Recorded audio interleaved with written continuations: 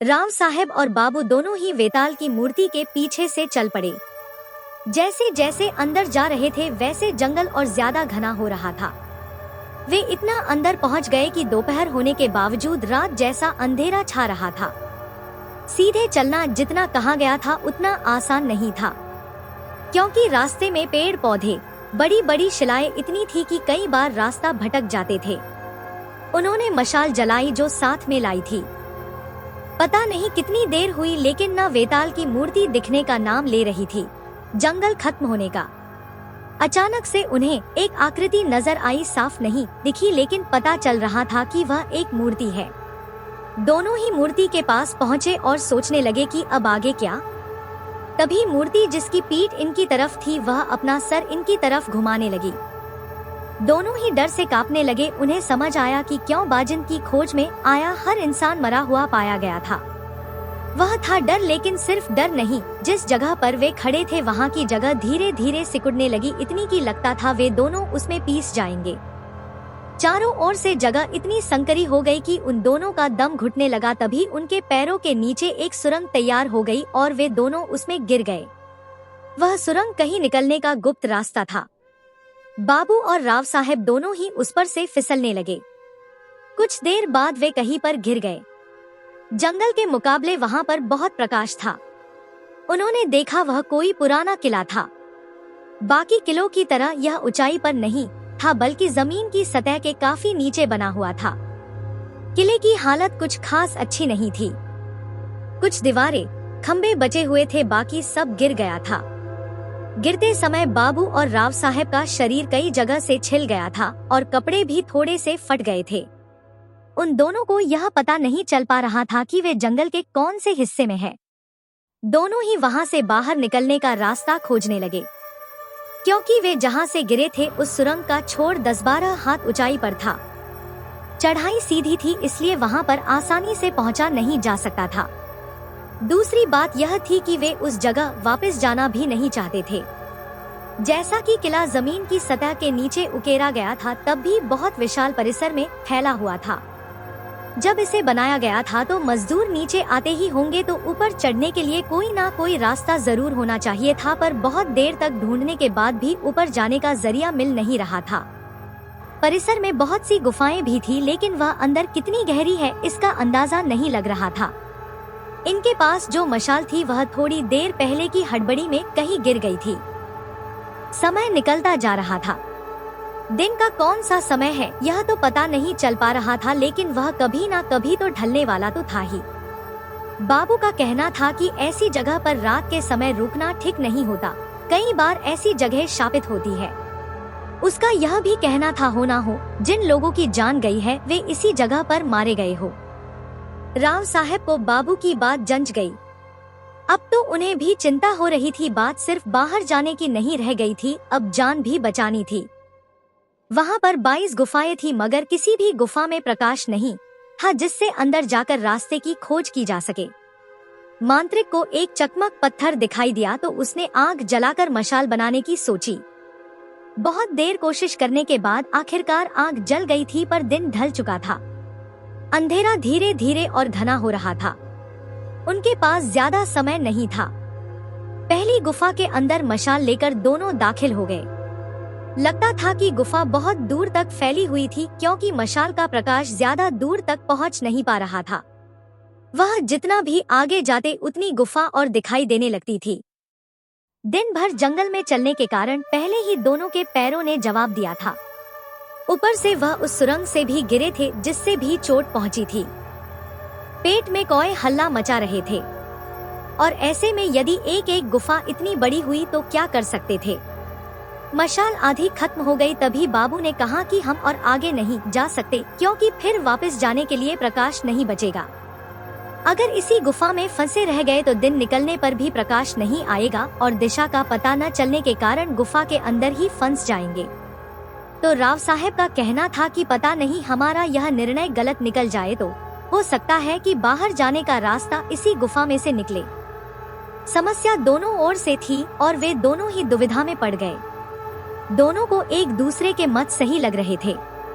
निर्णय लेने के लिए वक्त नहीं था, नहीं तो मशाल वहीं पर बुझ सकती थी।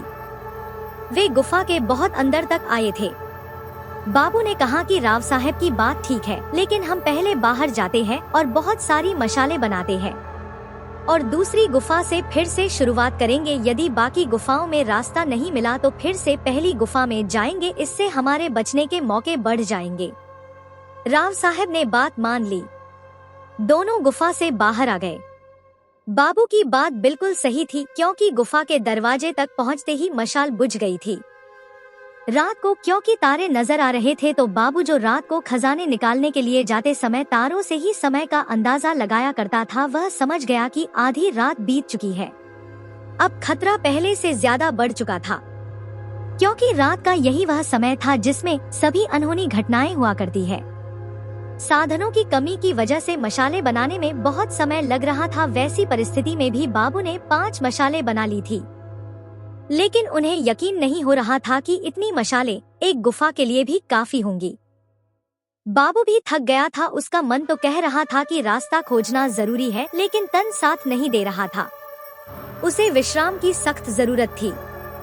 राव साहब की स्थिति भी इससे अलग नहीं थी। दोनों ने सुबह होने का इंतजार करने का फैसला किया और बाहर ठंड लग रही थी, इसलिए उस गुफा के अंदर सोने चले गए जिसमें वे पहले जा चुके थे। वे ज्यादा अंदर नहीं गए थे। दोनों लेट गए। भूख और थकान के मारे उनका बुरा हाल था।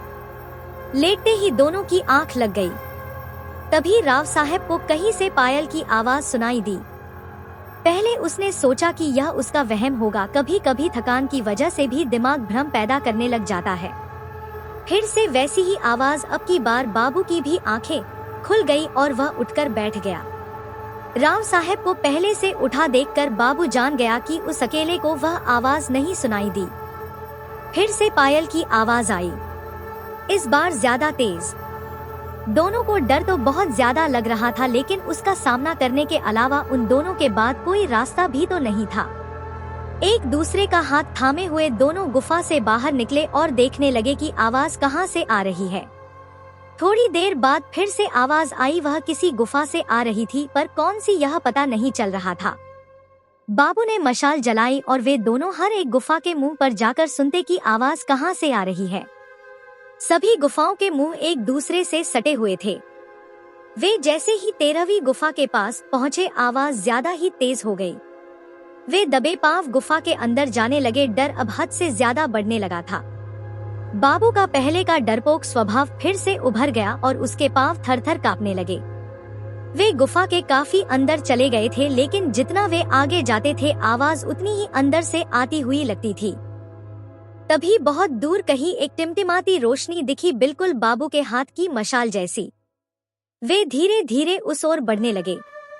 वह रोशनी गुफा के अंदर बनी और एक गुफा से आ रही थी। वे उस छोटी गुफा के मुहाने तक पहुंच गए और जैसे ही अंदर का दृश्य देखा तो दंग रह गए। एक किशोरवयीन लड़का जिसके हाथ में एक लाठी थी जिसमें घुंघरू बांधे हुए थे, वह अपनी लाठी जमीन पर मार रहा था। उससे पायल जैसी आवाज निकल रही थी। उसके आसपास जंगल के हर एक जानवर का एक एक प्रतिनिधि उपस्थित था, जैसे उन सब की सभा हो रही हो और वह लड़का उनका नेतृत्व कर रहा हो। वह लड़का प्रत्येक जानवर से बात कर रहा था। बाबू और राव साहब समझ गए कि यह वही है जिसकी तलाश वे कर रहे थे। बाजिंद। गुफा में शेर, भेड़िया, लोमड़ी, लकड़बग्घा, हिरन, मोर, सांप, बिच्छू आदि कई प्रकार के जंगली पशु थे। जंगल में जिनका आपस में बैर होता था, वे जानवर भी एक दूसरे के पास बैठे हुए थे। बाबू और राव साहब हैरान हो गए। वे सोच रहे थे कि अंदर कैसे जाए, कहीं किसी जानवर ने हमला कर दिया तो। वे गुफा के अंदर तो आ गए, लेकिन आगे नहीं बढ़े। तभी उस लड़के की नजर उन पर पड़ी। उसने अपना सिर हिलाकर उनको पास आने के लिए कहा। बाबू और राव साहब दोनों भी उसके पास चले गए। उस लड़के का चेहरा इतना आकर्षक था कि ना बाबू ने ना ही राव साहब ने इतना खूबसूरत इंसान अपनी पूरी जिंदगी में देखा था। उसने सिर्फ एक धोती पहनी हुई थी। उसका बदन बेहद गठीला था। पुष्ट भुजाएं थी, लंबे बाल कंधे पर झूल रहे थे और मुस्कान के तो क्या कहने। कोई इंसान ही क्या, जानवर भी उस मुस्कान का कायल हो जाता। उसके चेहरे पर एक अजीब सी शांति थी जो उन्होंने किसी के चेहरे पर नहीं देखी थी। संसार के सभी सुविधाओं से दूर सिर्फ इन जानवरों के बीच रहकर भी वह इतना खुश दिखता था जितना खुश संसार का सबसे अमीर इंसान भी ना हो। लड़के ने उनसे पूछा कि वे यहाँ कैसे पहुँचे। यह उसे मालूम है, लेकिन उनके यहाँ आने का हेतु क्या है यह वह जानना चाहता था। उसने कहा कि यदि वे न्यावंती के बारे में जानने आए हैं तो मुश्किल है कि वे यहाँ से जिंदा वापस जाए। उन्हें मारा नहीं जाएगा, लेकिन न्यावंती का रहस्य ही यह था कि उसे एक बैठक में सुनना पड़ता था। लड़के का कहना था कि वह एक बैठक में उसे सुना सकता था, लेकिन सुनने वाले में इतनी क्षमता न होने के कारण वे अपनी जान से हाथ धो देते थे। तब राव साहब ने कहा कि उन्हें न्यावंती के बारे में सिर्फ इतना जानना है कि उनके किसी पुरखे ने लिखी किताब का उससे क्या संबंध है। उनकी जानवरों की भाषा समझने में कोई रुचि नहीं है। और अपने खानदानी खजाने बाबू से मुलाकात और उस गुफा तक पहुंचने की पूरी कहानी बताई। तब लड़के ने कहा, मेरा कोई नाम नहीं है। मैंने यहाँ आने वाले लोगों के मुंह से ही सुना है कि लोग मुझे बाजिंद के नाम से जानते हैं। लोग समझते हैं कि मैं जानवरों की भाषा जानता हूँ। यह न्यावंती की वजह से है, लेकिन मैंने उस ग्रंथ को पढ़कर जानवरों की भाषा नहीं सीखी।